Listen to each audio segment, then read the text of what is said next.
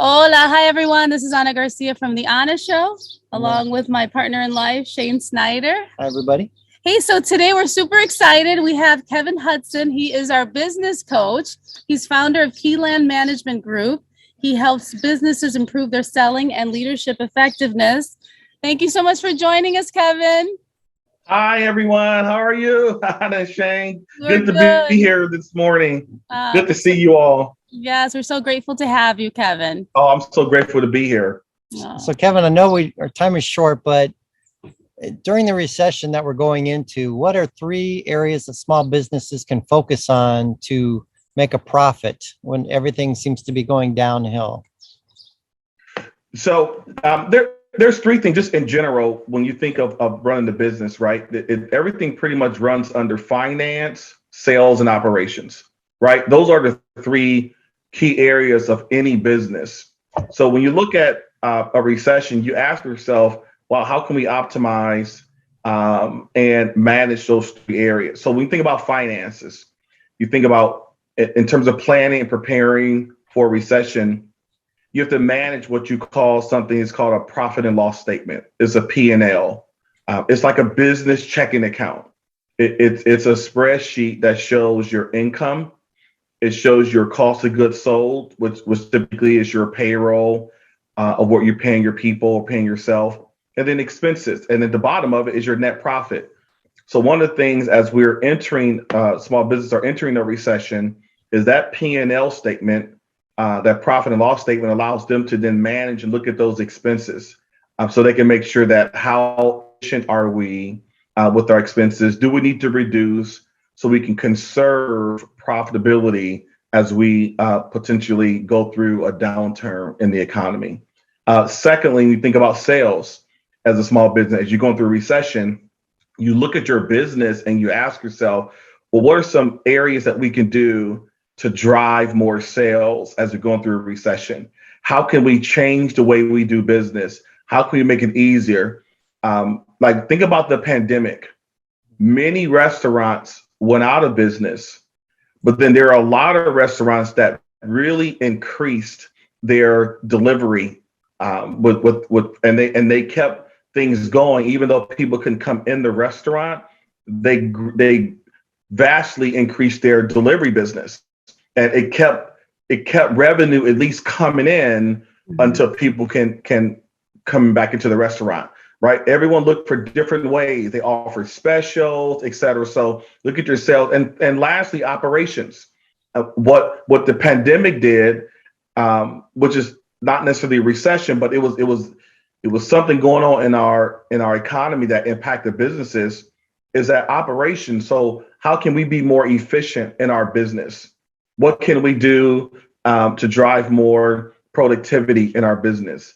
So and part of operations includes people, process, and technology, meaning that do we need as many people?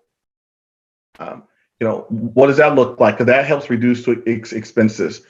Our processes is anything that we're doing in the way we go about our process that we can just cut some steps to be more efficient. And technology, obviously people utilize technology a lot more in their business because sometimes when the recession hits, how can we leverage technology to drive more efficiency, save more time in our business? So those are the 3 big things that people can do. Look at your finance, look at your sales, and look at your operations, and to see what can you tweak to do that. Awesome. And what do you think millionaires are doing to make money? We're always interested in the people that are doing really well. What are they doing? And so maybe we can emulate that as well. Well, there's 3 things. There's 3 things, and I've had the fortunate to know millionaires from some of the clients that I provide coaching for. There's 3 things that I hear a lot from them. It's number 1, that they are always looking to evaluate different streams of income, right? So what can they do to maximize during a recession to do that? So that's one piece. And a second piece is that they invest in the stock market. So oftentimes when the recession hits, oftentimes stocks, businesses are hit, therefore stock prices go down. Well, that's the best time to buy stock right? Is when stocks are down, because as the economy goes more of an upturn, those stocks obviously rise and you make profits. So invest in stocks during this time. And the third thing a lot of millionaires do, they invest in real estate. And one of the reasons why they invest in real estate is because what happens during the recession is that interest rates go down, and borrowing money, loans or mortgages is cheaper, right? Just like during the pandemic, look what happened during the pandemic.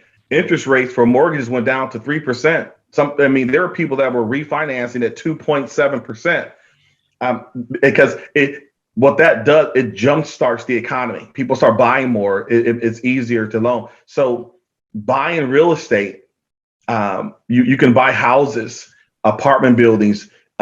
You look at property, and you can buy money. You can buy and get these loans almost free.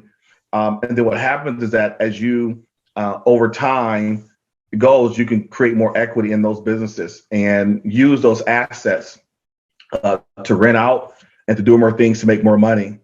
So those are the three things that I really hear a lot of millionaires doing to create more revenue in their business.